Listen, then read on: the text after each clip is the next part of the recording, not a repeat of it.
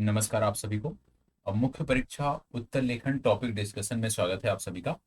और आज का हमारा जो टॉपिक है वो है मुंडा विद्रोह। मुंडा विद्रोह में विशेष रूप से जो हमने अध्ययन किया था, बिरसा मुंडा से जुड़ा हुआ प्रश्न आपको दिया गया था और आपने उसका उत्तर लिखकर भी शेयर किया था। हमारे पेड बैच में भी आप सबने शेयर किया। बाकी जो लोग हमारे साथ जुड़कर टेलीग्राम और यूट्यूब चैनल की मदद से निःशुल्क उत्तर लेखन कर रहे हैं, आप सब ने भी शेयर किया था और आपकी कॉपियों का मूल्यांकन कर आपको उपलब्ध भी कराया जा चुका है। सबसे पहली बात मैं बार बार कहता हूं और फिर से एक चीज रिपीट कर रहा हूं कि आपके यहाँ जो अभी उत्तर लेखन आप कर रहे हो उसका जो मूल्यांकन है, उसका जो आधार है, जैसे उसमें नंबर दिए जाते होंगे, ऐप में यदि आप हैं तो नंबर दिए जाते होंगे, टेलीग्राम पे हैं तो नंबर नहीं दिया जाता, सिर्फ कमेंट के माध्यम से हम आपकी कॉपियों का मूल्यांकन कर रहे हैं। तो उसका जो आधार है, जो नंबर मिलता है या आपको जो कमेंट में बताया जाता है या टेलीग्राम में जो आपको बताया जाता है कि ये कमियां हैं आप में, उस पे सिर्फ और सिर्फ अभी हम जो चेक कर रहे हैं वो शाब्दिक त्रुटियों पे कर रहे हैं। और शाब्दिक त्रुटियों के साथ साथ वाक्य जो संरचना है उस पे हम कर रहे हैं कि वहां पे यदि एरर है तो सबसे पहले वहां पे कार्य करने की हमें जरूरत है, जिससे हम उन त्रुटियों को दूर कर सके। इसके साथ साथ ऐसे लोग जो ऐप पे जुड़े हैं, यदि आपको 10 अंक मिल रहा है मतलब अभी आप शून्य पे हो, आपको शून्य से आगे बढ़ना है और एक नई शुरुआत करनी है। जब आपको मैंने बोला है, जब आपको यहाँ पे इस सेशन में 20 से ज्यादा अंक मिलने लगे तब आप मानिएगा कि आपका जो उत्तर है वो अब बेहतर हो रहा है। जब तक आप 10 पे अभी हो, 15 के नीचे जब तक हो, इसका मतलब क्या है कि अभी आपको बहुत सुधार करने की जरूरत है। हाँ, कुछ कॉपियां ऐसे भी हैं जिनमें बहुत अच्छा उत्तर लेखन हो रहा है, उनके बारे में मैं आपको बताऊंगा, शेयर भी करूंगा कॉपियां। उनका कंटेंट भी अच्छा है और उसके बारे में हमने कमेंट में भी बताया है। अब तीसरा जो आपका एक महत्वपूर्ण मुद्दा है जिसको लेकर आपने बोला है कमेंट में कि जो कॉपियां हैं जो ऐप के माध्यम से चेक हो रही हैं उनकी कमियां भी बताई जाए। आप ध्यान दीजिएगा, आगे से क्या होगा कि जो आपकी कमियां होंगी, जो शाब्दिक त्रुटियां होंगी, वहां पे अंडरलाइन किया जाएगा, वो आपको बताया जाएगा। साथ ही साथ नाम के साथ आपकी कमियां क्या है कॉपी में, वो नाम के साथ मैं आपको बताऊंगा। ठीक है, लाइव सेशन जब प्रारंभ होगा उसके स्टार्टिंग में नाम के साथ मैं आपको बताऊंगा, या आपसे जुड़ी हुई एक अलग से वीडियो बना के मैं आपको उपलब्ध करा दूंगा कि आपकी कॉपियों में कमियां क्या है। और साप्ताहिक स्तर पर हम मूल्यांकन कक्षा लेकर आएंगे, वहां पे हम आपकी कॉपियों को दिखाएंगे भी और वहां पे हम आपको बता देंगे कि हाँ आपकी कॉपी में ये कमियां हैं। तो परेशान होने की जरूरत नहीं कि अभी अंक दिए जा रहे हैं, कमियां नहीं बताई जा रही, अंक दिया जा रहा है। और जब मैं बार बार प्रत्येक क्लास में आपको ये बता रहा हूं कि अभी जो मूल्यांकन है उसका जो आधार है सिर्फ शाब्दिक त्रुटियां हैं, साथ ही साथ जो आप वाक्य, जो आप सेंटेंस उसमें लिख रहे हो उसमें भी त्रुटियां हैं, मतलब वाक्य में अशुद्धियां हैं, उस आधार पे आपकी नंबरिंग की जा रही। तो आप अपनी कमियों को तो देख सकते हो ना। यदि आप मूल्यांकन शब्द नहीं लिख पा रहे हो, यदि आप जनजातीय शब्द नहीं लिख पा रहे हो, तो आप उसको देख सकते हो ना। हिंदी आपकी अच्छी नहीं है, किसी दूसरे को एक बार दिखा दो, वो आपको बता देगा। नहीं तो साप्ताहिक स्तर पर मूल्यांकन कक्षा होगी, साथ ही साथ आगे से आपकी कॉपियों में अंडरलाइन भी कर दिया जाएगा, तो वहां से आप चीजों को देख सकते हो। तो आइए मुंडा विद्रोह को समझते हैं। यहाँ पे जो आपका प्रश्न पूछा गया है उसको भी लेकर के, और मुंडा विद्रोह को लेकर के क्या प्रश्न बन सकते हैं उन सब की यहाँ पे चर्चा होगी, बहुत ही बृहद तरीके से। जैसे संथाल विद्रोह आपने देखा था, उसी तर्ज पर आपको मुंडा विद्रोह देखने को मिलेगा। चलिए, तो सभी उपस्थित हो जाए, अब अच्छे से इसको समझना है मुंडा विद्रोह को, और फिर उस आधार पे हमें चीजों को लेकर आगे बढ़ना है। जब हम बात करते हैं मुंडा विद्रोह की, जनजातियों के बारे में तो हमने देखा था, हमने कुछ कल की क्लास यदि आपने देखी होगी तो हमने कुछ कॉमन चीजें बताई थी कि ये दोनों चीजें जो हैं वो कॉमन है, चाहे वो मुंडा विद्रोह की बात करो चाहे वो संथाल विद्रोह की बात करो। तो मुंडा विद्रोह की आज चर्चा होने वाली है। मुंडा विद्रोह पर आधारित ये क्लास आपको देखने को अब मिल रही है। यहाँ पे हम मुंडा विद्रोह को विस्तृत जानकारी के साथ समझने का प्रयास करेंगे। आप जानते हैं कि आदिवासियों के द्वारा जो विद्रोह किए गए हैं, ठीक है, चाहे वो कोल विद्रोह हैं, चाहे वो भूमिज विद्रोह हैं, चाहे वो संथाल हैं, ठीक है, जो भी विद्रोह हुए हैं आदिवासियों के द्वारा, उसमें सर्वाधिक प्रसिद्ध जो विद्रोह हुए हैं उनमें से एक विद्रोह है बिरसा मुंडा। और इसका जो समय की बात करें तो 1885 से वर्ष 1900 ईस्वी में ये विद्रोह हुआ था। अपने समय काल का सबसे महत्वपूर्ण विद्रोह इसको माना जाता है। ठीक है, जनजातियों के जो भी विद्रोह हुए हैं आप जानते हैं, उनमें से कहीं ना कहीं जो उसके पीछे पृष्ठभूमि उसकी तैयार हुई वो उनके शोषण से हुई। चाहे वो आर्थिक शोषण की बात करें हम, चाहे सामाजिक आर्थिक सांस्कृतिक संरचना को डिस्टर्ब करने की बात करें, कहीं ना कहीं जो विद्रोह प्रारंभ होते हैं उनकी पृष्ठभूमि यहीं से प्रारंभ देखने को मिलती है। क्योंकि मुंडा विद्रोह की बात कर रहे हैं, तो मुंडा विद्रोह में जो प्रमुख नाम आता है वो बिरसा मुंडा का देखने को मिलता है, क्योंकि बिरसा मुंडा ने इसको नेतृत्व प्रदान किया था। इस विद्रोह का नेतृत्व बिरसा मुंडा के हाथों में था, बिरसा मुंडा ने इसका नेतृत्व प्रदान किया था। इसको महान हलचल के नाम से भी जाना जाता है। आपको बता दें, जब बिरसा मुंडा की बात करते हैं तो इनका जन्म 1875 ईस्वी में हुआ था। ठीक है, बिरसा मुंडा का जन्म 1875 ईस्वी में 15 नवंबर के दिन हुआ था। रांची के उलू उलू हातू, इसका जो नाम है गांव का, याद रखिएगा, उली हातू। रांची का एक गांव है जिसको बोलते हैं उली हातू। उली हातू गांव में जो है इनका जन्म हुआ था। नवंबर माह में जन्म हुआ था इनका, वर्ष 1875 में। और इनकी जो शिक्षा थी, यदि हम बात करें तो मिशनरियों के द्वारा इन्होंने शिक्षा प्राप्त की थी। शिक्षा आप कह सकते हो कि इनकी शिक्षा जो थी, शिक्षा दीक्षा बहुत ही अच्छी हुई थी। उच्च शिक्षा भी इन्होंने प्राप्त किया था। और जर्मन मिशनरियों के प्रभाव में आकर ये ईसाई भी बन गए थे। इसके अतिरिक्त ईसाई बनने के साथ साथ ये वैष्णव धर्म जो था उस समय का, या उस समय से में जो वैष्णव धर्म से जुड़े हुए लोग थे उसमें भी ये प्रभावित थे। और बाद में पुनः इन्होंने ईसाई धर्म से कन्वर्ट करके जो इनके पूर्वजों का धर्म था, वैष्णव धर्म को इन्होंने बाद में अपना लिया था। मुंडा जो बिरसा मुंडा थे, इन्होंने हमेशा एकेश्वरवाद को लेकर बात की, एकेश्वरवाद पर बल दिया। और इन्होंने, बिरसा मुंडा द्वारा जो है एकेश्वरवाद की स्थापना को लेकर भी कार्य किया गया। इनकी मान्यता के अनुसार 1895 ईस्वी में इन्होंने बताया कि बिरसा को परमेश्वर के दर्शन हुए हैं और इन्होंने स्वयं को पैगंबर होने का दावा किया है। आपको ये चीजें देखने को मिलती होंगी जब आप जनजातीय विद्रोहों की बात करते हैं, क्योंकि उस समय के जो लोग थे वो बहुत ही, आप कहते हैं कि इन सब चीजों में बहुत ही आस्था रखते थे। ठीक है, और इसके चलते क्या होता था कि जो भी जनजातीय विद्रोह हुए हैं, जब उनका नेतृत्व करने की बात आती है और जब नेतृत्वकर्ता जो थे वो लोगों को संगठित करने की बात आती है, तो कहीं ना कहीं वहां पे धार्मिक दृष्टिकोण का भी सहारा लिया। धार्मिक एंगल का भी जो नेतृत्व करता रहे हैं जनजातीय विद्रोहों के, उन्होंने धार्मिक एंगल को भी भली भांति समझा है और उसको अब भी सहारा लिया है लोगों को संगठित करने के लिए, लोगों को एकजुट करने के लिए। वही चीजें आप संथाल विद्रोह में आपने देखा, वही चीजें आपको बिरसा मुंडा विद्रोह में भी देखने को मिलती है कि इन्होंने स्वयं को क्या बता दिया, पैगंबर होने का दावा कर दिया। और उन्होंने क्या किया कि लोगों को मुक्त करना है। जैसे संथाल विद्रोह में था कि लोगों का स्वराज स्थापित करना है, लोगों को मुक्त करना है विदेशी दासता से, वही चीजें यहाँ पर इनके द्वारा भी की गई। आपको बता दें, जब आप बात करते हो मुंडा विद्रोह की, तो इनकी प्रारंभिक जीवन की बात हो गई। ये तो बेसिक जानकारी है जो हमें पता होना चाहिए, प्रत्येक पुस्तक में आपको देखने को मिल जाती है। अब हम बात करते हैं बिरसा मुंडा विद्रोह की। आपको बता दें, जो मुंडा आदिवासी थे, इनकी जब आप बात करते हो तो तात्कालिक बिहार राज्य जो देखने को मिलता था, याद रखना है, मुंडा आदिवासी जो थे ये तात्कालिक बिहार के छोटा नागपुर के क्षेत्र में निवास करने वाली जनजाति थी। कहां पे निवास करती थी ये? छोटा, तत्कालिक बिहार के छोटा नागपुर के क्षेत्र में, छोटा नागपुर के क्षेत्र में निवास करने वाली ये जनजाति थी। और मुंडा जनजातियों के बीच क्या था कि सामूहिक खेती का प्रचलन था। क्या देखने को मिलता था? सामूहिक खेती। मुंडा जनजातियों के मध्य सामूहिक खेती का प्रचलन था। और ये जो मिलकर सामूहिक खेती करते थे, इसकी जब आप बात करते हो, इस सामूहिक खेती को बोला जाता था खूंट कट्टी। क्या बोला जाता था? खूंट कट्टी बोला जाता था इसी खेती को।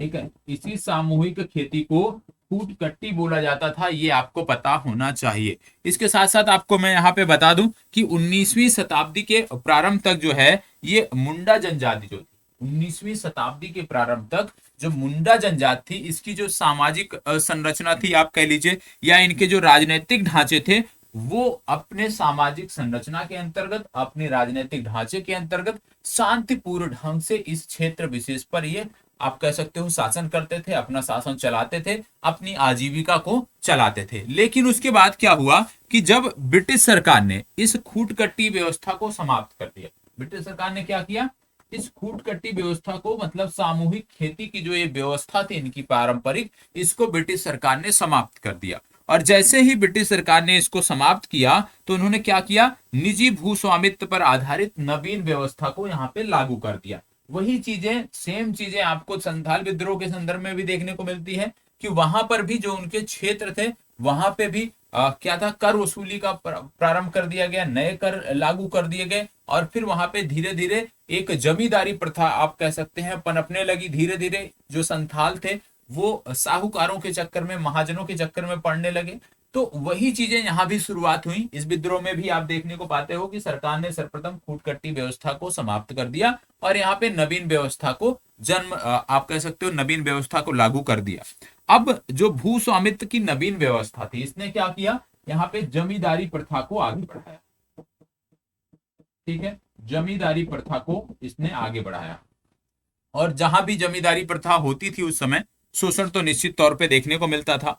अब क्या हुआ कि जैसे ही यहाँ पे जमींदारी प्रथा बढ़ी तो फिर किसका हस्तक्षेप बढ़ जाएगा, साहूकारों का बढ़ जाएगा, महाजनों का बढ़ जाएगा, व्यापारी वर्ग का बढ़ जाएगा, साथ ही साथ जो लोग जमींदार वर्ग थे उनका शोषण। तो सब लोगों ने मिलकर, जो एक समुदाय होता था, उन सब लोगों ने मिलकर इस जनजाति का शोषण करना प्रारंभ कर दिया। मुंडा जनजातियों में आपसी मतभेद के कारण इनमें से कुछ जनजातियां ऐसी थी, कुछ वर्ग ऐसे थे जो हिंदू धर्म के संपर्क में भी आ गए, क्योंकि हर जगह आपसी मतभेद होता ही है, तो इनके यहाँ भी आपसी मतभेद था, जिसके चलते कुछ लोग जो है वो हिंदू संस्कृति के संपर्क में आ गए। और इनके कुछ मुंडा सरदार थे जिन्होंने हिंदू परंपरा और रीति रिवाजों को मानना प्रारंभ कर दिया, उनका अनुसरण करना प्रारंभ कर दिया। और इससे क्या हुआ कि मुंडा जो सरदार थे धीरे धीरे किसके संपर्क में आ गए, ये धीरे धीरे पुरोहितों, क्योंकि जहां पे हिंदू धर्म की बात होगी पुरोहित तो आ ही जाएंगे, तो ये धीरे धीरे पुरोहितों के संपर्क में आ गए।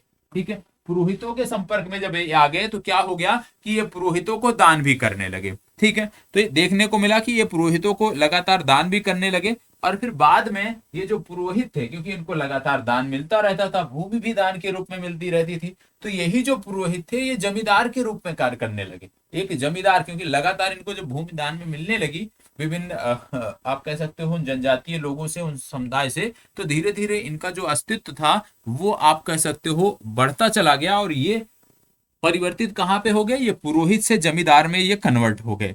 धीरे धीरे से क्या हुआ कि जो निर्धन थे, जो निर्धन मुंडा लोग थे, मुंडा जनजातीय समुदाय के लोग थे, वो साहूकारों का चक्कर लगाने लगे, वो महाजनों का चक्कर लगाने लगे, और जो ऋण जाल होता है ना, उस ऋण जाल में ये फंसते हुए चले गए। और जब ऋण जाल में ये फंसते हुए चले गए तो इससे क्या हुआ कि इनका शोषण और ज्यादा होने लगा। अब और ज्यादा बाहरी लोग, जिनको दिक्कू शब्द से बोला जाता है, अब और ज्यादा बाहरी लोगों का जो इन्वॉल्वमेंट था वो इस क्षेत्र विशेष में बढ़ने लगा। धीरे धीरे बाहरी लोग और आने लगे, और इससे क्या हुआ कि बाहरी लोगों के प्रति इनका आक्रोश बढ़ने लगा। और फिर प्रारंभ में लगभग 30 वर्षों तक, लगभग 1858 से लेकर के 1895 तक मुंडा जो सरदार थे वो सामूहिक खेती के लड़ते रहे, और सामूहिक खेती के लिए लड़ते रहे साहूकारों से, महाजनों से, ठीक है, शासन के खिलाफ। लेकिन कुछ भी इनका हल नहीं निकला, और ये जो लगातार लड़ते रहे इसको सरदारी लड़ाई के नाम से भी जाना जाता है, यह भी आपको पता होना चाहिए। तो कभी यदि पूछ लिया जाए कि सरदारी लड़ाई क्या थी,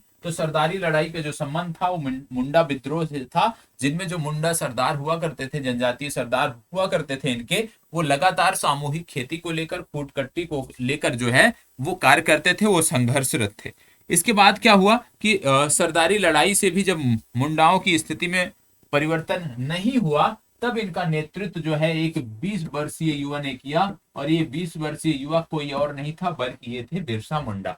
फिर इन्होंने सरदारी लड़ाई के बाद जो है नेतृत्व अपने हाथों में लिया, क्योंकि लगातार कई वर्षों के बाद भी जब इनके हालात नहीं बदले तो इस युवा ने अपने हाथों में लिया, और फिर जाके एक दिशा इसको प्रदान की। अब यहाँ पे बात आती है जो सबसे महत्वपूर्ण है कि विद्रोह के कारण क्या थे। इस विद्रोह के कारण क्या थे, तो आइए इस विद्रोह के कारणों को हम समझते हैं कि इस विद्रोह के कारण क्या रहे हैं, उसको हम समझने का, जानने का प्रयास करते हैं। सबसे पहली बात कि मुंडा विद्रोह के कारण, मुंडा विद्रोह के कारण, मुंडा विद्रोह के बहुत सारे कारण थे, जिनमें आप प्रमुख कारण समझ ही सकते हैं, कहीं ना कहीं आर्थिक समस्या थी।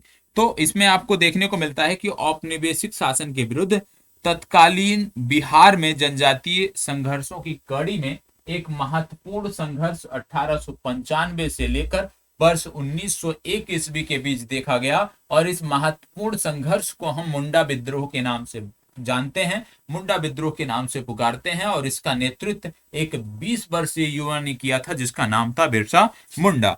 इस विद्रोह ने ब्रिटिश सरकार द्वारा, जो कोल विद्रोह था, इससे पूर्व आप जानते हैं कि संथाल विद्रोह हो चुका था, आपका कोल विद्रोह हो चुका था। तो जब बिरसा मुंडा की विरोध की पृष्ठभूमि, मुंडा विद्रोह की जब पृष्ठभूमि तैयार हो रही थी, उससे पहले अंग्रेजों को दो विद्रोहों के दबाने का अनुभव था, जिसमें सबसे महत्वपूर्ण विद्रोह संथाल विद्रोह था, जो बहुत ही भयावह था। उसको भी अंग्रेजों ने दबाया था, और उससे पहले कोल विद्रोह को भी वो दबा चुके थे। तो मतलब बिरसा मुंडा के नेतृत्व में जब मुंडा विद्रोह उठ खड़ा हुआ, तो उससे पहले अंग्रेजों को दो विद्रोहों को दबाने का, आप कह सकते हो, अनुभव था। और उस आधार पे जो है इन्होंने यहाँ पे कार्रवाइयां की। अब यहाँ पे यदि हम बात करते हैं तो सबसे महत्वपूर्ण कारण क्या है?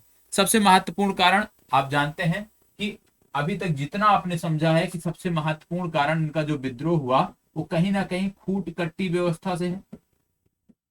कि अंग्रेज शासन ने क्या किया, ये जो खून कट्टी व्यवस्था थी इसको समाप्त किया। तो कहीं ना कहीं विद्रोह का जो पहला कारण था वो था खूट कट्टी व्यवस्था को समाप्त करना। क्योंकि इनका जो अपना सामाजिक ताना बाना था ये थोड़ा सा अलग हुआ करता था। आप सब जानते हैं जनजातीय का अलग होता है। और यहाँ पे जो सामूहिक खेती की परंपरा थी, जिसके आधार पे इनकी, आप कह सकते हो, इनका कृषि कार्य होता था, इनकी आजीविका क्योंकि कृषि पर ही निर्भर थी, ये सारी चीजें होती थी। और अपने पारंपरिक सामाजिक राजनीतिक ढांचे के अंतर्गत ये शांतिपूर्वक ढंग से रह रहे थे। कहीं ना कहीं उसको छेड़ने का काम जो है अंग्रेजों ने किया, और ये प्रमुख कारण खूटकट्टी व्यवस्था आपको देखने को मिलती है। दूसरा जो महत्वपूर्ण कारण था, क्योंकि जब इन्होंने नवीन व्यवस्था लागू कर दी, तो नवीन व्यवस्था में कर भी ये वसूलेंगे क्योंकि अपने लाभ के लिए इन्होंने लागू किया था।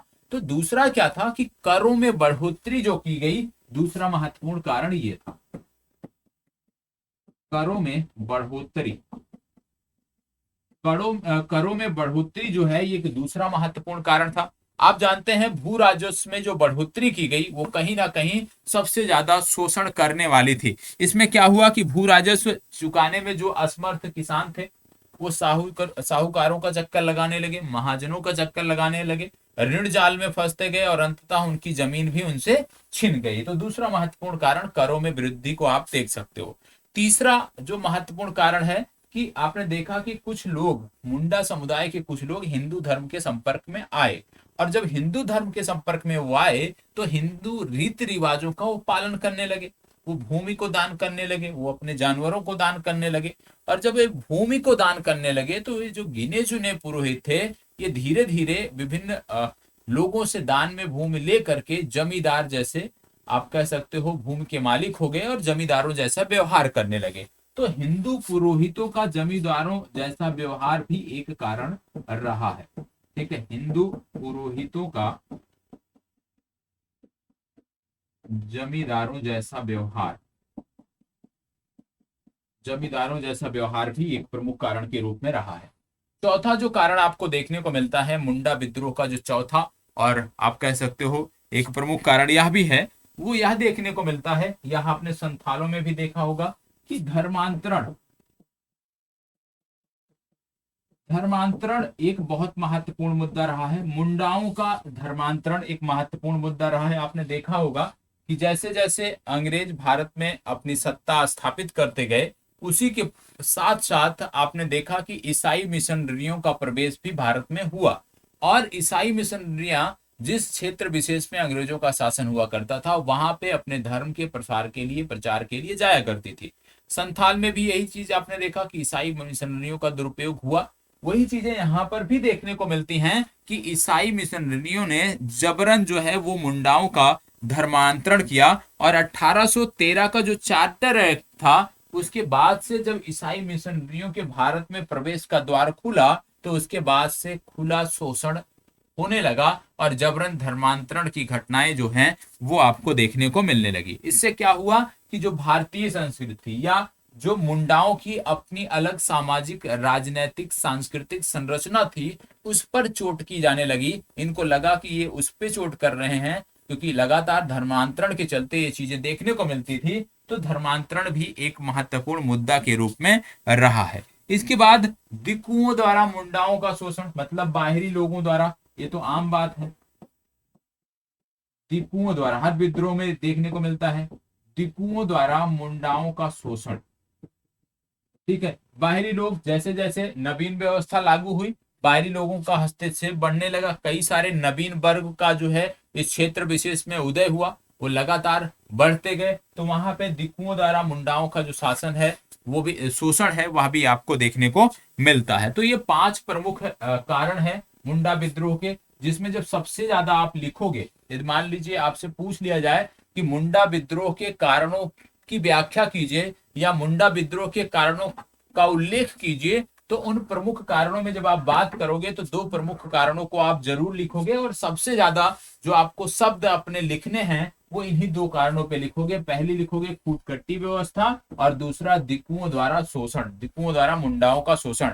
इन्हीं 2 पर आपको सबसे ज्यादा पॉइंट आपको अपने मुख्य परीक्षा में लिखने हैं। तो याद रखिएगा, मुख्य परीक्षा की दृष्टि से ये दोनों पॉइंट महत्वपूर्ण है। बाकी इसके बाद करों में बढ़ोतरी हो गया, हिंदू पुरोहितों का जमींदारों जैसा व्यवहार और धर्मांतरण, ये उतने महत्वपूर्ण मुद्दे नहीं है, इसलिए पहले खूटकट्टी व्यवस्था, दूसरा दिक्कुओं द्वारा मुंडाओं का शोषण, तीसरा करों में वृद्धि, और इस प्रकार से इसको आप क्रमवार लिख सकते हो, और इन आधारों पर आपका उत्तर बेहतर होगा। देखो, जब हम बात करते हैं, कंटेंट की बात करते हैं, जैसे मुंडा विद्रोह पे कभी आपको लिखने को आ जाए, बिरसा मुंडा पे लिखने को आ जाए, तो हम चाहते हैं ये पेड बैच से आप जुड़े हो या नॉन पेड से जुड़े हो, जहां से भी आप ये कंटेंट देख रहे हो, तो हमारा प्रयास यही रहता है कि ये सारी की सारी चीजें आपको बेहतर तरीके से हम उपलब्ध कराएं, इसमें कोई डाउट आपको ना हो।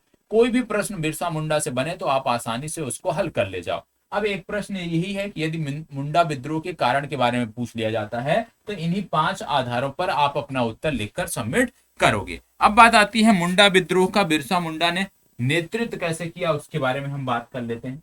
मुंडा विद्रोह, जैसे मैंने आपको बताया कि पूर्व में भी अपनी इस व्यवस्था को पाने के लिए, इस व्यवस्था के लिए जो सरदार थे, जो आप कह सकते हो मुंडा सरदार थे, वो लगातार संघर्षरत थे, और इसको सरदारी लड़ाई के नाम से आपने जाना है, सरदारी लड़ाई के नाम से आप इसको जानते हैं। लेकिन जब कई वर्षों तक लगातार, आप कह लीजिए दशकों तक लगातार ये प्रयास होता रहा, और उसके बाद भी उसका जो अपेक्षित परिणाम था वो नहीं मिला, तो उसके बाद से बिरसा मुंडा ने, 20 वर्ष की उम्र थी इनकी, और इन्होंने नेतृत्व संभाला था। इनका जन्म कहाँ हुआ था, इसके बारे में हमने पूर्व में बात कर ली है, तो उस बारे में अब हम बात नहीं करेंगे। सामाजिक यदि हम बात करें, तो सबसे पहली बात आती है, बिरसा मुंडा के बारे में बेसिक जानकारी स्टार्टिंग में हमने बता दी है, अभी नोट कराऊंगा तो क्लियर हो जाएगा। अब बात आती है कि विद्रोह के कारण हमने देख लिए।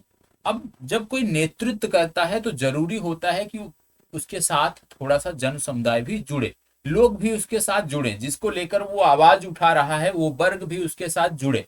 अब यहाँ पे बात आती है कि जब बिरसा मुंडा ने इसका नेतृत्व किया, क्योंकि आपने पहले पढ़ा कि इसमें भी, इस जनजाति में भी बहुत सारे गुट थे, लोग बटे हुए थे, ठीक है, और आपने देखा कि किस प्रकार से कुछ लोग हिंदू धर्म के भी संपर्क में आए थे, सारे लोग नहीं आए थे, कुछ लोग आए थे, मतलब लोग बटे हुए थे।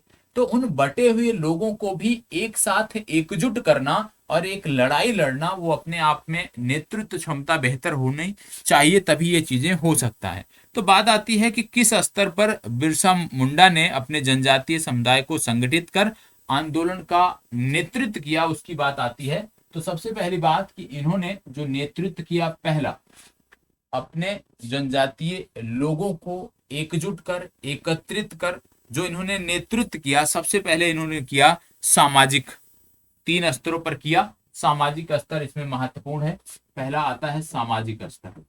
इन्होंने सामाजिक स्तर पर लोगों को एकजुट कर उनका नेतृत्व किया।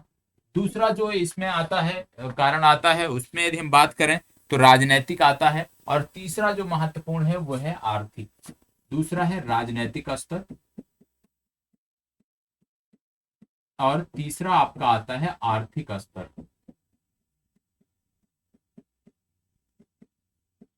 ठीक है, सामाजिक, राजनैतिक और आर्थिक स्तर, ये तीनों आपको पता होना चाहिए, और इसी आधारों पर आपको चीजों को देखना है। अब एक एक चीजें की हम बात कर लेते हैं कि सामाजिक स्तर पर बिरसा मुंडा ने नेतृत्व कैसे किया, लोगों को एकजुट कैसे किया, सामाजिक स्तर पर कैसे एकजुट किया, सामाजिक स्तर पर कैसे नेतृत्व करने में ये सफल है। तो आप जानते हैं कि इस समय विशेष में जब हम बात करते हैं तो देखने को मिलता था आज भी जनजातियों में देखने को मिलता है कि अंधविश्वास का बोलबाला है। तो प्रत्येक जनजाति में उस समय देखने को मिलता था, लेकिन जब मुंडा की बात हम कर रहे हैं तो हम इसी से संदर्भित रहेंगे। तो मुंडा जनजाति में उस समय विशेष में अंधविश्वास का बड़ा बोलबाला था। लोग अंधविश्वास में आप कह सकते हो व्याप्त, पूरे समुदाय में जो है अंधविश्वास व्याप्त था।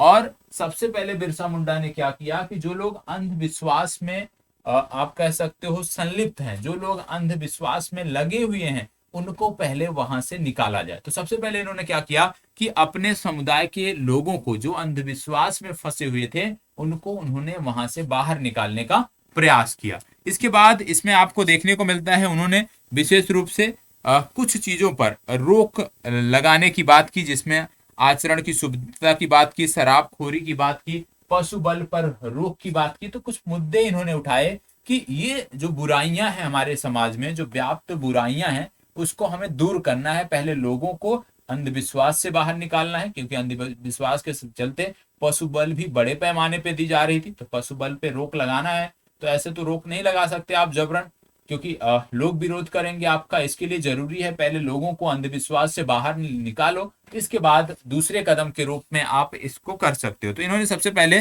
आचरण शुद्धता, शराबखोरी और पशु बल पर रोक लगाने की बात कही। ये विचार अपने दिए अपने समुदाय के लोगों के समक्ष। और इसके साथ साथ आत्म सुधार तथा नैतिक शिक्षा पर भी इन्होंने विशेष बल दिया। अपने समुदाय के लोगों के आत्म सुधार और उनकी नैतिक शिक्षा पर, नैतिक सुधारों पर बहुत विशेष बल दिया, जोर देकर इस पे बल दिया। और इसका फायदा क्या रहा, इसके लिए इन्होंने क्या किया, इसके लिए इन्होंने जो सहारा लिया वो एकेश्वरवाद का सहारा लिया। इन्होंने एकेश्वरवाद का नारा दिया। और आप जानते हैं कि इन्होंने बोला था अपने आप को कि सिंह बोंगा, ये आप जानते हैं सिंह बोंगा देवता की आराधना करने के लिए कहा। और इन्होंने बताया कि मैं स्वयं सिंह बोंगा का अवतार हूं। मतलब कहीं ना कहीं धार्मिक दृष्टि से लोगों को एकजुट करने का प्रयास किया गया, अंधविश्वास से निकालकर उनको अपने राजनीतिक उद्देश्यों के लिए, उनके जो दूरगामी लक्ष्य थे उनको प्राप्त करने के लिए, लोगों को एकजुट करने के लिए जो है वो धार्मिक एंगल का यहाँ पे सहारा लिया। इन्होंने बताया कि उनके माध्यम से ही बिरसा मुंडा के माध्यम से ही, उनकी बातों को मान के ही, उनके विचारों का अनुसरण करके ही, उनके पथ दिखाए गए पथ पर चलकर ही हम सूदखोरों से, हम महाजनों से, हम साहूकारों के से जो है वो मुक्त हो सकते हैं। और इसके लिए जिसके कारण उन्हें ना तो तीर छेद सकता है और ना ही गोली मार सकती है, इन्होंने बताया कि उनके पास वो शक्ति है सिंह बोंगा का अवतार होने के कारण कि उनको कोई भी आंच नहीं आ सकती, उनको किसी भी प्रकार से शारीरिक कष्ट नहीं दिया जा सकता। ठीक है, तो इस आधार पे इन्होंने सामाजिक रूप से लोगों का नेतृत्व किया। दूसरी बात आती है राजनीतिक रूप से नेतृत्व कैसे किया। राजनीतिक रूप से नेतृत्व करने के लिए, क्योंकि उस समय जैसे संथाल विद्रोह में आपने देखा इनके बहुत सारे गांव होते थे, सैकड़ों की संख्या में इस समुदाय के अपने गांव हुआ करते थे जहां इस समुदाय के लोग रहते थे। वही सेम चीजें आपको देखने को मिलती है मुंडा विद्रोह के संबंध में। इन्होंने राजनीतिक रूप से लोगों को एकजुट करने के लिए विभिन्न स्थानों पर सभाओं का आयोजन किया। ये सभाओं का आयोजन करते थे अपने समुदाय के लोगों के बीच। वहां लोग एकत्रित होते थे और वहां पे ये अपने विचार देते थे, जो भी इनके थॉट थे जिसके बारे में आपने देखा वो वहां पे देते थे। और इससे उन्होंने विभिन्न आप कह सकते हो बैठकों के माध्यम से इन्होंने अपने समुदाय के लोगों से आह्वान किया कि यदि हमें ब्रिटिश सरकार के जो शोषण है उससे मुक्त होना है, सूदखोरों, साहूकारों, महाजनों से मुक्त होना है, तो निश्चित रूप से उनको संघर्ष करना होगा, उनको बिरसा मुंडा के साथ आना होगा। इसके बाद तीसरी बात आती है आर्थिक स्तर पर। आर्थिक स्तर पर यदि हम बात करें तो सबसे पहले इन्होंने क्या कहा, इन्होंने बोला कि अब हमें क्या करना है कि ब्रिटिश सरकार को कोई लगान देना ही नहीं है, कोई कर नहीं देना है, हमें इसका विरोध करना है। तो आर्थिक स्तर पे सबसे पहले इन्होंने कहा कि ब्रिटिश सरकार को लगान नहीं देना है। और इससे क्या हुआ, बिरसा को विद्रोह फैलाने और ब्रिटिश राज के विरुद्ध षड्यंत्र करने के आरोप में गिरफ्तार भी कर लिया। जब इन्होंने बोला लगान नहीं देना है, तो लगान ना देने से ब्रिटिश सरकार को आप कह सकते हो कि उससे नुकसान हुआ। तो उसके फलस्वरूप इन्होंने क्या किया, क्योंकि पहले दो विद्रोह को इनको आशंका थी कि दो विद्रोह किस प्रकार से थे और कितनी मुश्किल से संथाल विद्रोह को इन्होंने दबाया था, वो ये भूल नहीं पाए थे। तो इसीलिए विद्रोह प्रारंभ हो उससे पहले ही इन्होंने बिरसा मुंडा को जो है वो अरेस्ट कर लिया। अब बात आती है बिरसा मुंडा का उद्देश्य क्या था। कारण देख लिया, बिरसा मुंडा ने किन स्तरों पर लोगों को एकजुट किया, वो आपने देख लिया। अब बिरसा मुंडा के उद्देश्य की बात करते हैं कि बिरसा मुंडा के जो मुंडा विद्रोह था उसका उद्देश्य क्या था। मुंडा विद्रोह के उद्देश्य की जब बात करते हैं तो मुख्य उद्देश्य सामाजिक, आर्थिक, राजनीतिक तथा धार्मिक जीवन में परिवर्तन करना था। जो मुंडा समुदाय के लोग थे उनके सामाजिक, आर्थिक, राजनीतिक, सांस्कृतिक स्तर पे जो है उनमें बदलाव लाना था। और उनमें बदलाव ला करके जो आप कह सकते हो कि अ, उस समय इनका पुनरुत्थान करना था, ये वर्ड ज्यादा सही रहेगा। और इन आंदोलन के उद्देश्यों की यदि हम बात करें तो विभिन्न संदर्भों में आप देख सकते हो। आइए एक एक करके इस उद्देश्य के संदर्भों को देखते हैं। अब इसमें कौन कौन से हैं इनके उद्देश्य की जब हम बात करते हैं।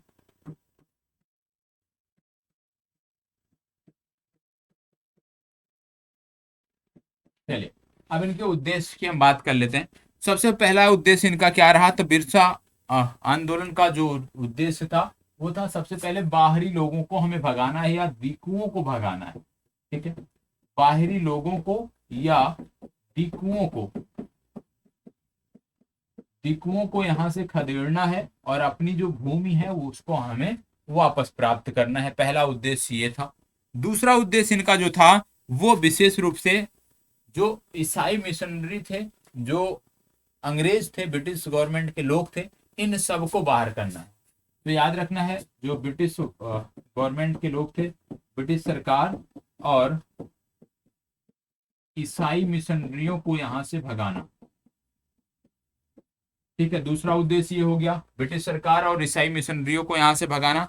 तीसरा यदि हम बात करें तो मुंडा आदिवासियों को दिकुओं के साथ साथ औपनिवेशिक शासन से भी मुक्त दिलाना, ये तीसरा उद्देश्य था। इसके साथ साथ यदि हम बात करें तो विशेष रूप से जिसके बारे में हमने बात किया कि जो इनमें अंधविश्वास व्याप्त था, जो इनके यहाँ कुरीतियां थी इस समुदाय में, उसको दूर करना भी उद्देश्य था। तो यह भी आपको पता होना चाहिए। इसके बाद यदि हम बात करें तो शोषण मुक्त राज्य स्थापित करना, इनका मतलब स्वराज्य स्थापित करना भी इनका एक उद्देश्य था। तो ये 4 से 5 प्रमुख उद्देश्य हैं। जब आप बिरसा मुंडा की बात करते हैं तो आप इन उद्देश्यों की बात करेंगे। अब बात आती है बिरसा मुंडा का विस्तार कहाँ पे था, इस आंदोलन का विस्तार कहाँ पे था।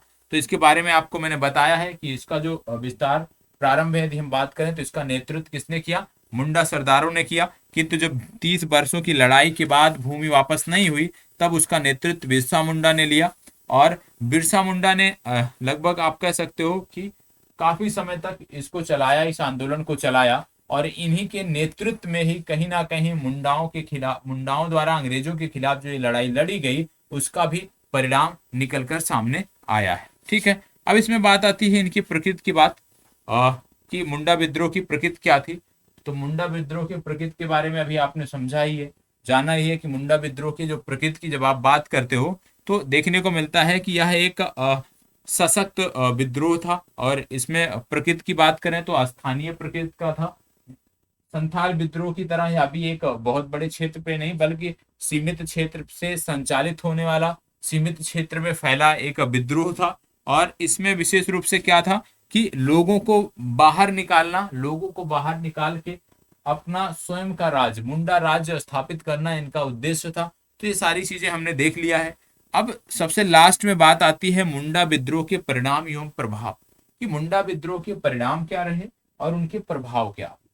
कोई भी जब विद्रोह आप देखते हैं तो ये जरूरी होता है। जैसे संथाल विद्रोह के संदर्भ में हमने देखा था कि किस प्रकार से संथाल प्रगना टेनेंसी एक्ट लागू हुआ, संथाल प्रगना का निर्माण हुआ विद्रोह के फलस्वरूप। तो यहाँ पे क्या हुआ, तो यहाँ पे यदि हम बात करें तो विशेष रूप से मुंडा विद्रोह जो था, जैसे कि आपने देखा कि इसके लक्ष्य बहुत बड़े बड़े थे, लेकिन ये अपने लक्ष्यों को पाने में 100% अपने लक्ष्यों को पाने में ये विद्रोह जो था वो सफल नहीं हुआ था, क्योंकि मुंडा विद्रोहियों को अपने क्षेत्र से इन लोगों को बाहर निकालने में सहायता नहीं मिली और ना ही इन लोगों को, अपने लोगों को ब्रिटिश शासन से मुक्त कर स्वराज स्थापित करने का मौका मिला।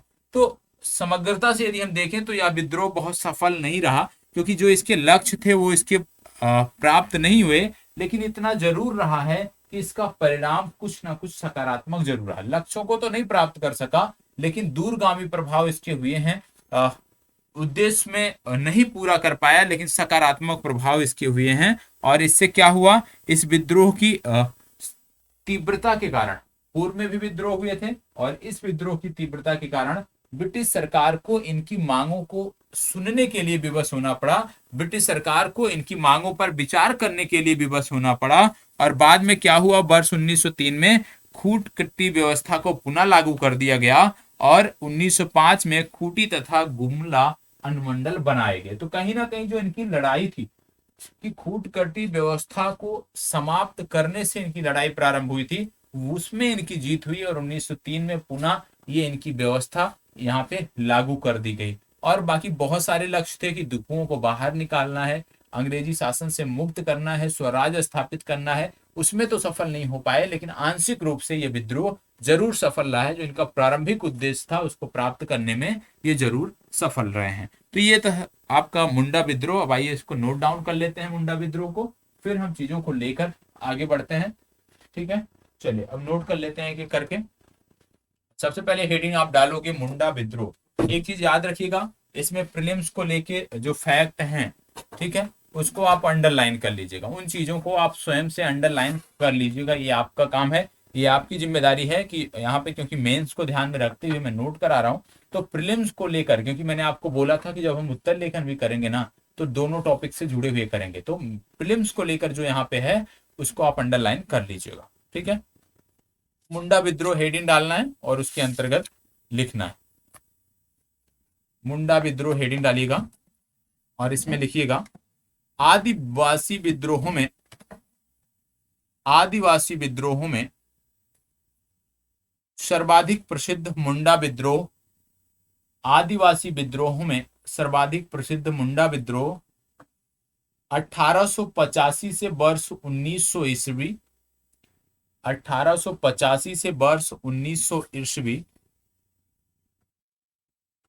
1885 से वर्ष 1900 ईस्वी में बिरसा मुंडा के नेतृत्व में प्रारंभ हुआ था, बिरसा मुंडा के नेतृत्व में प्रारंभ हुआ था। इनका जन्म, इनका जन्म 15 नवंबर वर्ष 1875 को रांची के उलीहातू गांव में हुआ था।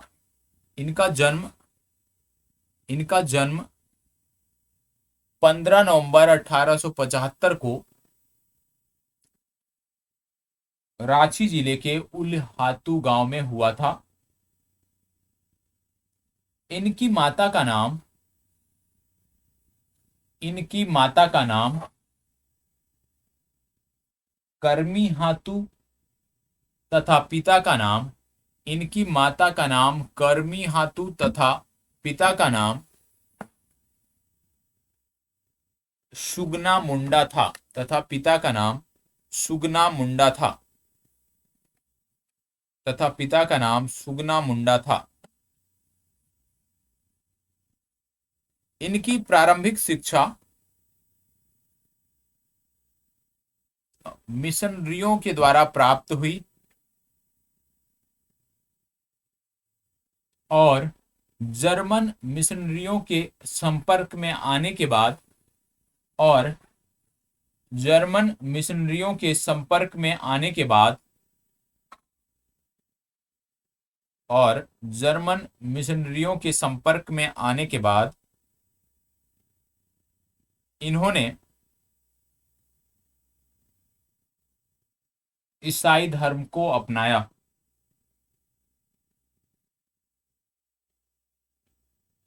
इसके अतिरिक्त, इसके अतिरिक्त वे वैष्णव धर्म से भी प्रभावित थे। इसके अतिरिक्त वे वैष्णव धर्म से भी प्रभावित थे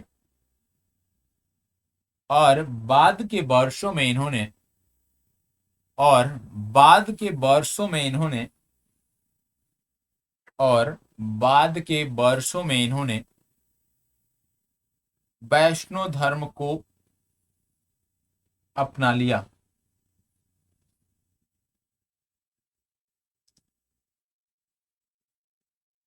वैष्णव धर्म को अपना लिया। अब आगे नोट करिएगा एक एक करके जो महत्वपूर्ण फैक्ट है। हेडिंग डालिएगा, हेडिंग डालिएगा मुंडा विद्रोह की पृष्ठभूमि। मुंडा विद्रोह की पृष्ठभूमि लिखिएगा।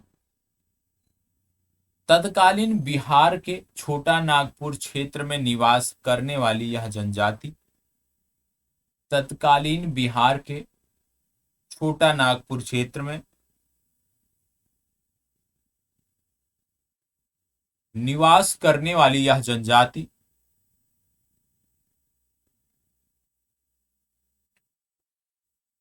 सामूहिक खेती करती थी, जिसे खूट कट्टी कहा जाता था।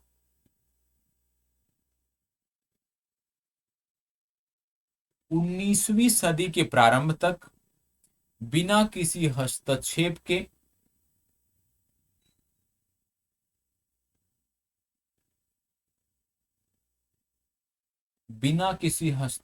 के यह जनजाति अपनी पारंपरिक सामाजिक एवं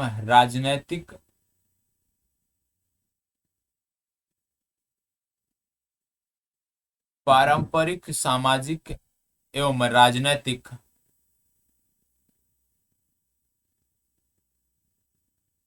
ढांचे के रूप में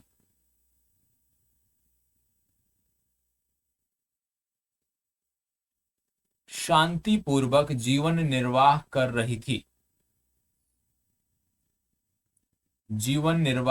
रही थी, किंतु बाद के वर्षों में ब्रिटिश सरकार ने, फास्ट लिखिएगा, किंतु बाद के वर्षों में ब्रिटिश सरकार ने कूटकट्टी व्यवस्था को समाप्त कर इनके सामाजिक व्यवस्था में हस्तक्षेप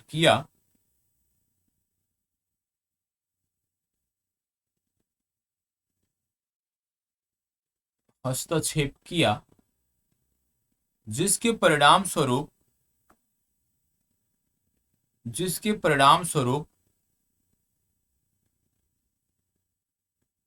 नवीन व्यवस्था के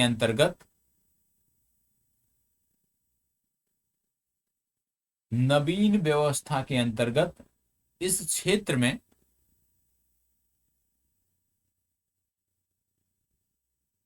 कुछ नए वर्गों का उदय हुआ, जिनमें जमींदार, ठेकेदार, महाजन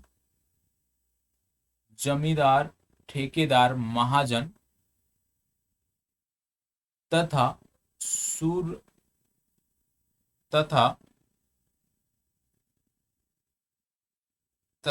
सूरखोर शामिल थे। इन नवीन वर्गों ने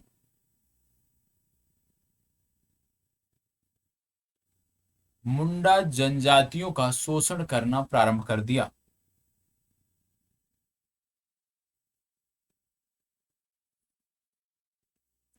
इसके अतिरिक्त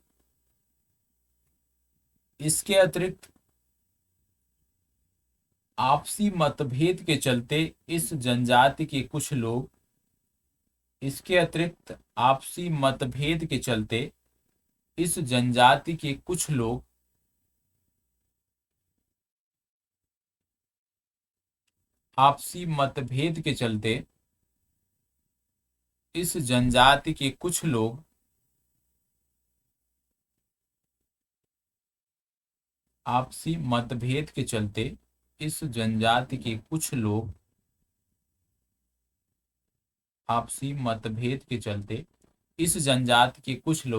हिंदू धर्म के संपर्क में आ गए,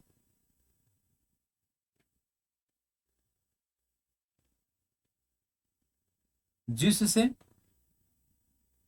ये लोग हिंदू रीति रिवाजों का पालन करना भी प्रारंभ कर दिए। हिंदू रीत रिवाजों का भी पालन करना प्रारंभ कर दिए। हिंदू रीत रिवाजों का भी पालन करना प्रारंभ कर दिए। परिणाम स्वरूप मुंडा सरदारों ने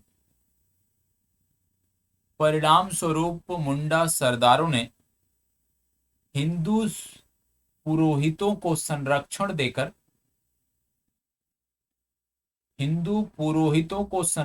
देकर उनको दान स्वरूप भूमि भी देने लगे।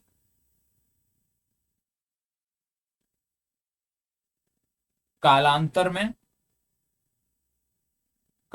में इन्हीं जमींदारों का व्यवहार कालांतर में इन्हीं पुरोहितों का व्यवहार जमींदारों की तरह हो गया। कालांतर में इन्हीं पुरोहितों का व्यवहार जमींदारों की तरह हो गया। धीरे धीरे निर्धन मुंडा किसान जमींदारों, महाजनों, ठेकेदारों तथा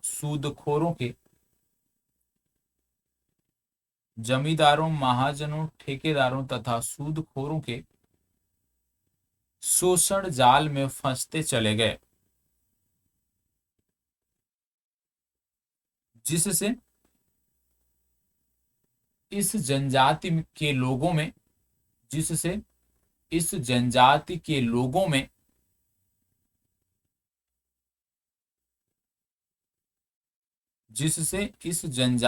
लोगों में दिकुओं के विरुद्ध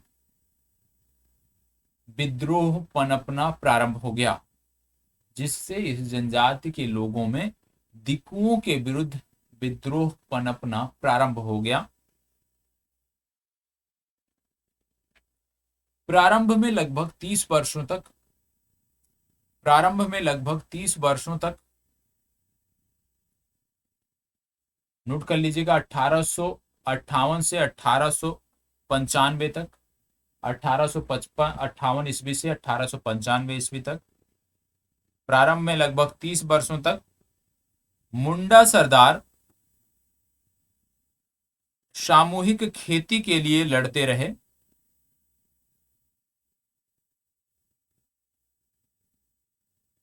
इस प्रारंभिक लड़ाई को सरदारी लड़ाई के नाम से जाना गया। सरदारी लड़ाई के नाम से जाना गया। हालांकि सरदारी लड़ाई से मुंडाओं की स्थिति में कोई विशेष परिवर्तन नहीं हुआ। परिणाम स्वरूप इस विद्रोह का नेतृत्व एक 20 वर्षीय युवा ने किया, जिसको बिरसा मुंडा के नाम से जाना गया। हेडिंग डालिएगा, मुंडा विद्रोह के कारण।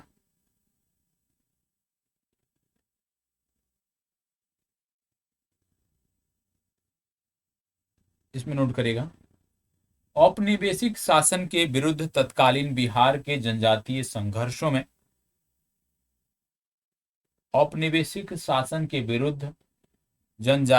तत्कालीन बिहार के जनजातीय संघर्षों की कड़ी में मुंडा विद्रोह का नाम प्रमुखता से आता है।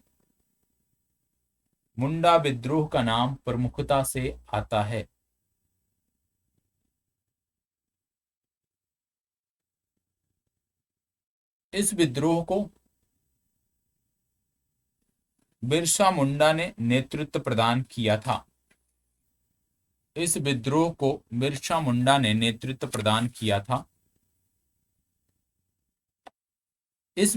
के पनपने का प्रमुख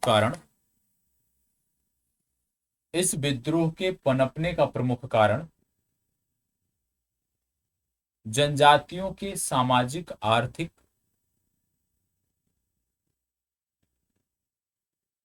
धार्मिक, राजनैतिक व प्रशासनिक जीवन में बाहरी हस्तक्षेप था। प्रशासनिक जीवन पद्धति में बाहरी हस्तक्षेप था। ठीक है। विद्रोह के कारणों के बारे में मैंने एक एक करके पॉइंट लिख दिए थे अभी आपके, कि पहला था, इसमें नोट करिएगा, शब्द आपके अपने होने चाहिए। ठीक है। अब इसमें मैं शब्द इसलिए नहीं नोट करा रहा हूं क्योंकि मैं नोट करा दूंगा तो आपके अपने शब्द नहीं रहेंगे, आप उसी को कॉपी करोगे। ठीक है। तो खूट कट्टी व्यवस्था को पहला आप नोट करोगे, पहली हेडिंग डालोगे। विद्रोह के निम्नलिखित संदर्भों में, मतलब विद्रोह के कारणों की बात हम कर रहे हैं, तो हमने देखा इनके सामाजिक, आर्थिक, राजनीतिक और जो प्रशासनिक व्यवस्था थी उसमें हस्तक्षेप एक प्रमुख कारण था, जिसको निम्न संदर्भों में समझा जा सकता है। ऐसे लिखिएगा, जिसको निम्न संदर्भों में समझा जा सकता है, जिसको निम्न संदर्भों में समझा जा सकता है। पहला, फूटकट्टी व्यवस्था को समाप्त करना, फूटकट्टी व्यवस्था को समाप्त करना।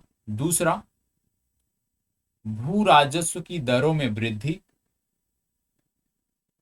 तीसरा, हिंदू पुरोहितों का जमींदारों जैसा व्यवहार। चौथा, मुंडाओं का जबरदस्ती धर्मांतरण।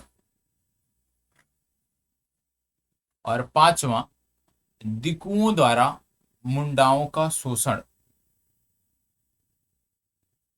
ठीक है। ये पांच आपको पता होना चाहिए। चलिए इसमें कुछ शब्द दो दो पंक्तियां नोट करा देता हूं तो चीजें आपकी बेहतर रहेंगी।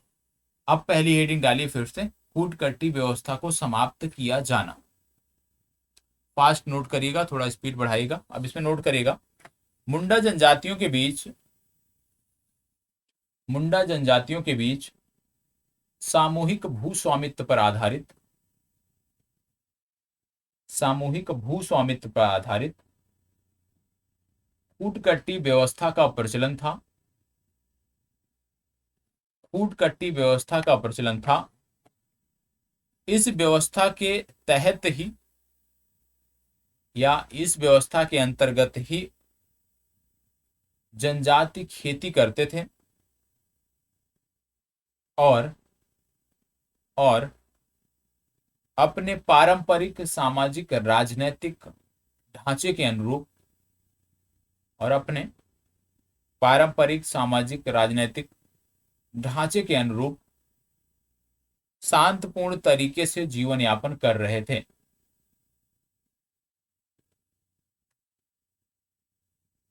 किंतु ब्रिटिश सरकार ने इस व्यवस्था को समाप्त कर, ब्रिटिश सरकार ने इस व्यवस्था को समाप्त कर इसके स्थान पर, इस व्यवस्था को समाप्त कर इसके स्थान पर एक नवीन शोषणकारी व्यवस्था को जन्म दिया, एक नवीन शोषणकारी व्यवस्था को जन्म दिया, एक नवीन शोषणकारी व्यवस्था को जन्म दिया, जिसके बाद से, जिसके बाद से इस जनजाति की स्थिति बदलती चली गई। दूसरा नोट करिएगा, भू राजस्व की दरों में वृद्धि। इसमें नोट करिएगा, औपनिवेशिक शासन काल के दौरान भू राजस्व की दरों में तीव्र वृद्धि हुई। औपनिवेशिक शासन काल के दौरान भू राजस्व की दरों में तीव्र वृद्धि हुई। बढ़े हुए भू राजस्व को चुकाने में मुंडा जनजाति के लोग असमर्थ थे, क्योंकि वे पारंपरिक तरीके से खेती करते थे जिसमें उत्पादन सीमित था। वहीं दूसरी तरफ इनकी अधिकतर भूमि अनुपजाऊ थी।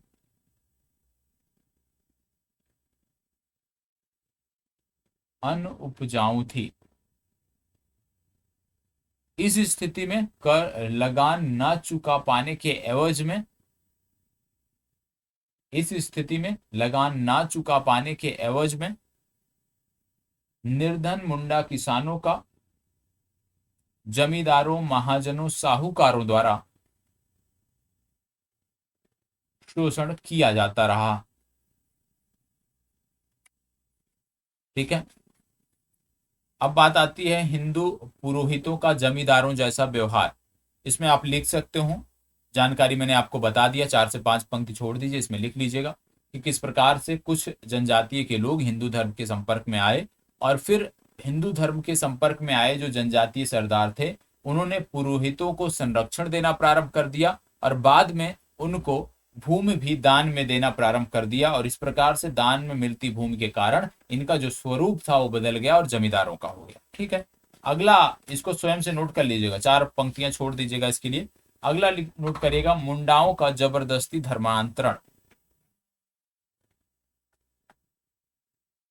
इसमें लिखिएगा, जब 1813 ईस्वी के चार्टर एक्ट द्वारा जब 1813 ईस्वी के चार्टर एक्ट द्वारा ईसाई मिशनरियों को भारत में प्रवेश की अनुमति मिली,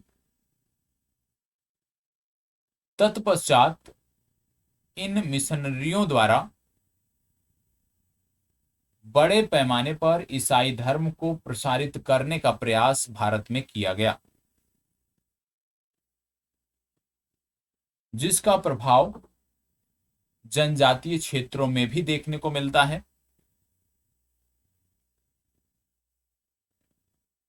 जनजातीय क्षेत्रों को भी देखने को मिलता है।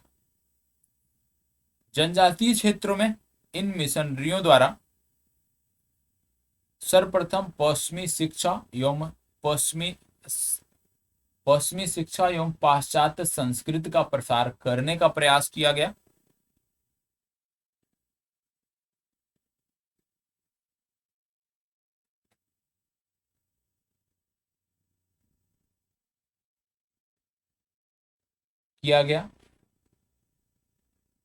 लेकिन जनजातियों के अपने धर्म में वापसी के चलते जनजातियों के अपने धर्म में वापसी के चलते आंदोलन के प्रभाव के चलते उनका यह प्रयास पूर्ण रूप से सफल नहीं हो सका। बाद में शोषणकारी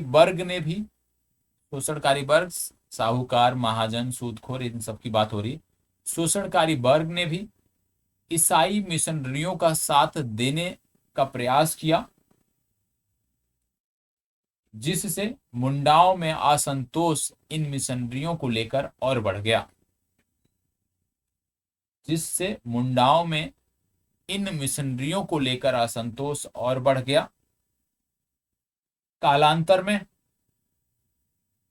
कालांतर में जनजातीय सरदारों ने पूर्ण रूप से धर्मांतरण का विरोध किया और इनकी यह मुहिम सफल नहीं हो सकी। अगला नोट करना है, दिकुओं द्वारा मुंडाओं का शोषण। दिकुओं द्वारा मुंडाओं का शोषण।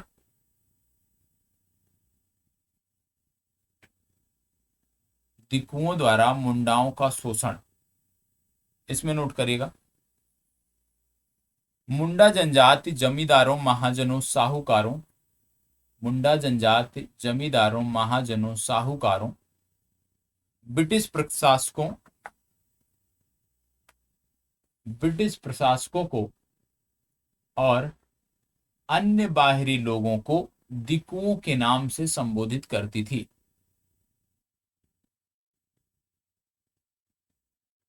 इनके द्वारा लगातार इस जनजाति का शोषण किया जाता था।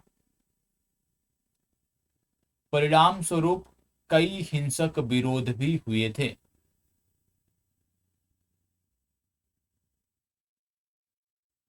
अंग्रेजों द्वारा जमींदारों को पुलिस संबंधी अधिकार दिए जाने के बाद, अंग्रेजों द्वारा जमींदारों को पुलिस संबंधी अधिकार दिए जाने के बाद इनका शोषण और बढ़ता चला गया। इनका शोषण और बढ़ता चला गया। फलस्वरूप मुंडा सरदारों ने इस शोषण का विरोध किया और न्यायालय की शरण में भी गए, लेकिन वहां से भी इनको कोई राहत नहीं मिली। लेकिन वहां से भी इनको कोई राहत नहीं मिली।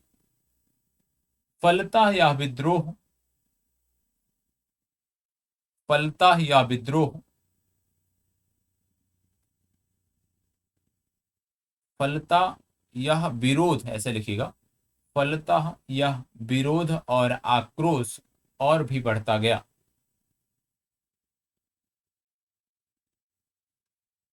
इस प्रकार के ब्रिटिश दमनकारी रवैये ने इस प्रकार से ब्रिटिश दमनकारी रवैये ने इस विद्रोह की पृष्ठभूमि तैयार की। ठीक है, चलिए अगला लिखिएगा, बिरसा मुंडा का नेतृत्व। हेडिंग डालिएगा, बिरसा मुंडा का नेतृत्व। इसमें लिखिएगा, बिरसा ने जनजातीय समुदाय को संगठित करने के लिए बिरसा ने जनजातीय समुदाय को संगठित करने के लिए अपने आंदोलन का नेतृत्व तीन प्रमुख स्तरों पर किया, जिनमें पहला सामाजिक स्तर,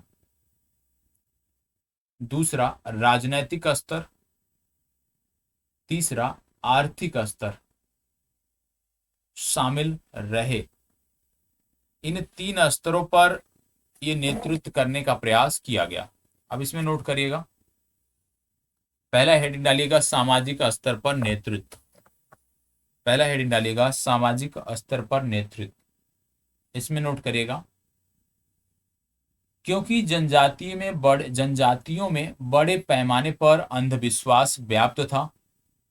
क्योंकि जनजातियों में बड़े पैमाने पर अंधविश्वास व्याप्त था, इसलिए बिरसा मुंडा ने सर्वप्रथम जनजातीय समुदाय में व्याप्त अंधविश्वास को दूर करने के लिए कदम उठाए। उन्होंने अपने लोगों में आचरण की शुद्धता,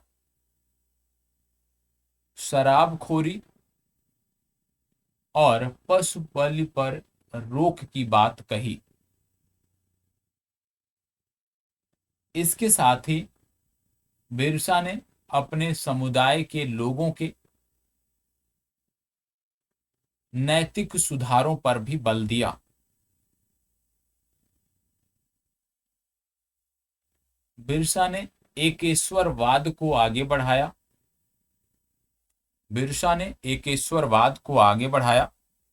उन्होंने कहा कि जिस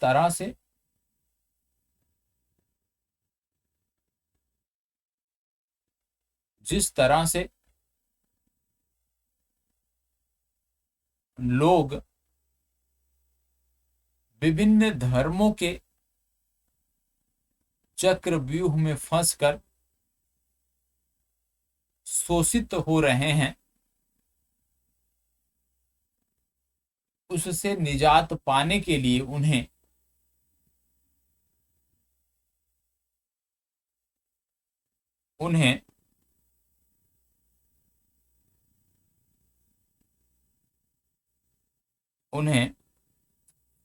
सिंह बोंगा की आराधना करनी पड़ेगी।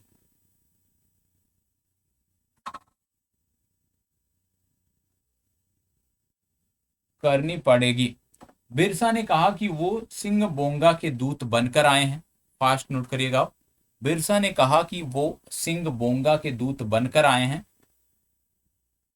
तथा उनके माध्यम से ही तथा उनके माध्यम से ही मुंडा समाज को इन शोषणकारी तत्वों मुंडा समाज को इन शोषणकारी तत्वों यथा जमींदारों, साहूकारों, महाजनों, सूदखोरों से मुक्ति मिलेगी। अगला नोट करिएगा, राजनैतिक स्तर पर नेतृत्व। राजनैतिक स्तर पर नेतृत्व, इसमें नोट करिएगा, बिरसा ने लोगों को संगठित करने के लिए अनेक सभाओं का आयोजन किया। बिरसा ने लोगों को संगठित करने के लिए अनेक सभाओं का आयोजन किया। सभाओं के माध्यम से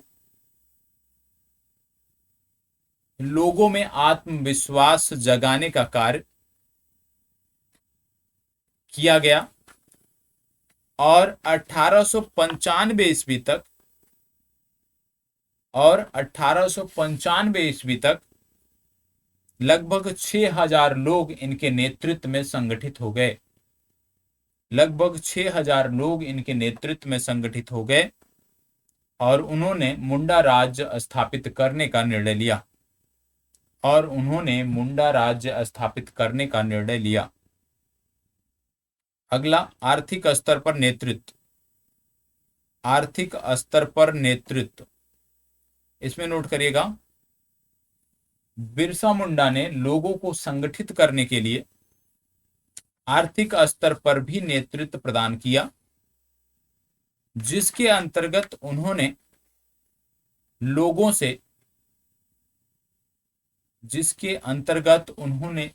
से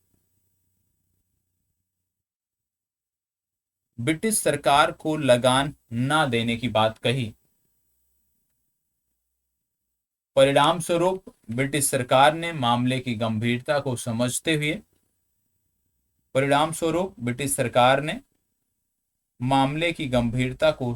हुए बिरसा को गिरफ्तार कर लिया। ठीक है, अब बात हो रही है मुंडा विद्रोह के उद्देश्य के बारे में। मुंडा विद्रोह के जब उद्देश्य के बारे में आप बात करते हो तो यहाँ पे शायद हमने चर्चा किया नहीं किया है, नोट कर लीजिएगा एक एक करके। बिरसा मुंडा विद्रोह के उद्देश्य या मुंडा विद्रोह के उद्देश्य हेडिंग डालिएगा।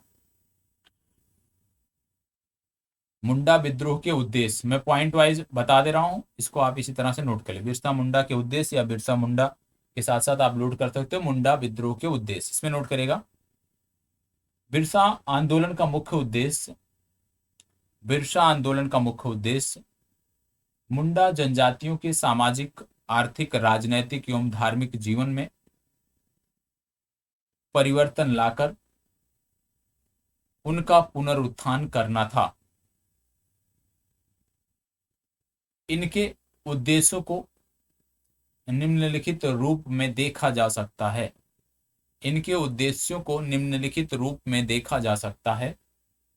पहला, बिरसा आंदोलन का उद्देश्य, पहला पॉइंट नोट करिएगा उद्देश्य में, बिरसा आंदोलन का उद्देश्य दिक्कुओं ब्रैकेट में बाहरी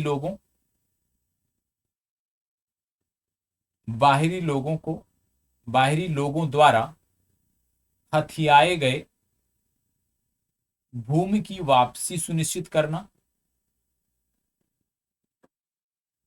दूसरा, दिक्कुओं को इस क्षेत्र से बाहर निकालना। अब दिक्कुओं में महाजन, साहूकार, जमींदार ये सब आते हैं, दिक्कुओं को बाहर निकालना। तीसरा, ब्रिटिश अधिकारियों तथा ईसाई मिशनरियों को अपने क्षेत्र से बाहर निकालना। चौथा, मुंडा आदिवासियों को दिक्कुओं के साथ साथ औपनिवेशिक शासन से मुक्ति दिलाना। मुंडा आदिवासियों को दिकुओं के साथ साथ औपनिवेशिक शासन से मुक्ति दिलाना। अगला, ब्रिटिश शासन को समाप्त कर मुंडाओं का स्वराज स्थापित करना।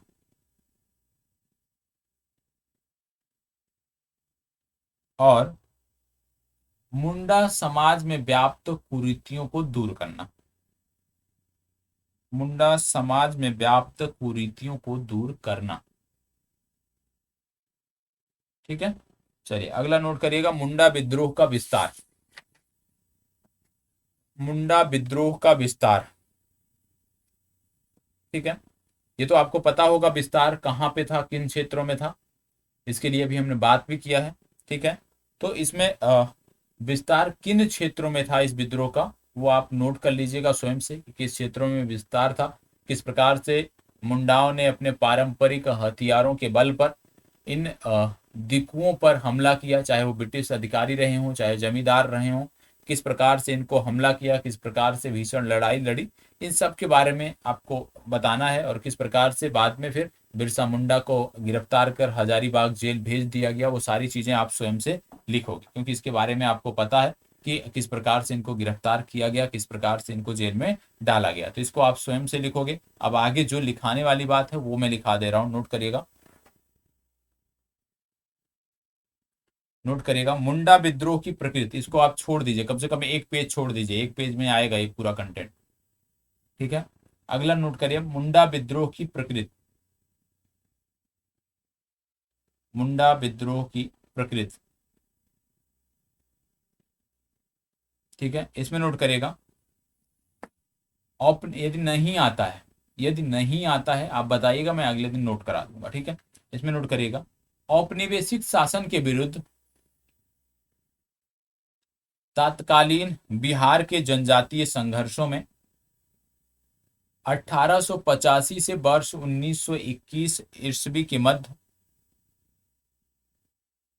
बिरसा मुंडा के नेतृत्व में चलने वाला यह आंदोलन स्थानीय प्रकृति का था। यह विद्रोह सबसे संगठित, विस्तृत और सशक्त भी था।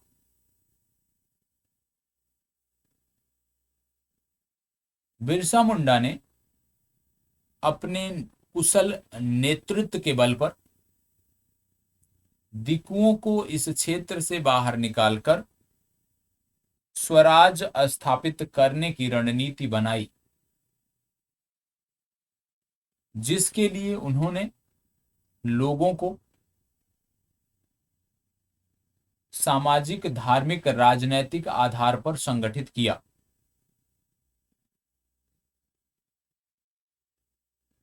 इसके साथ ही उन्होंने कुरीतियों को दूर करने का भी प्रयास किया। इस प्रकार से मुंडा विद्रोह एक जटिल प्रकृति वाला विद्रोह था।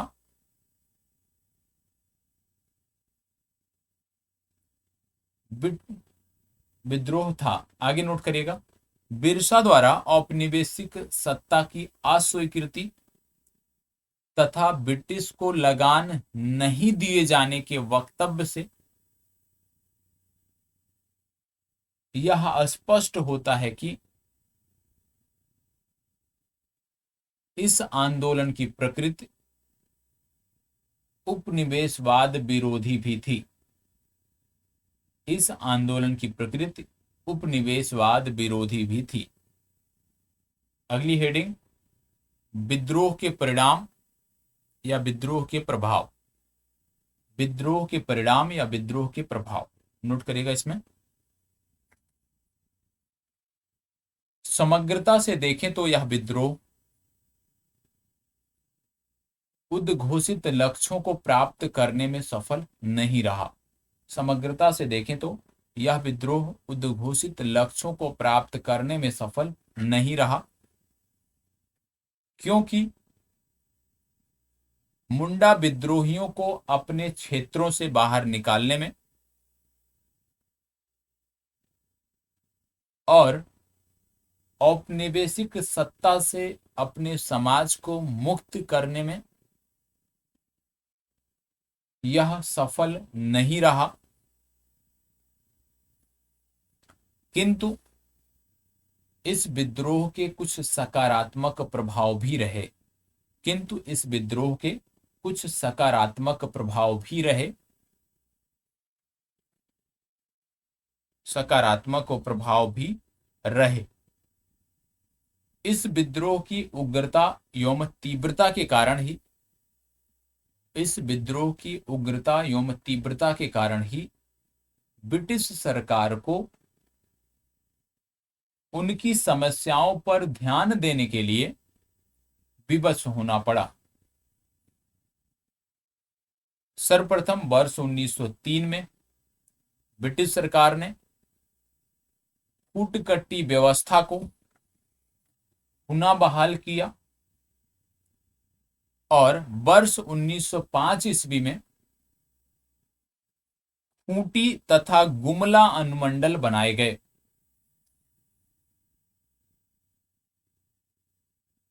इसके अतिरिक्त आदिवासियों की जमीन का सर्वे भी कराया गया और वर्ष 1908 ईस्वी में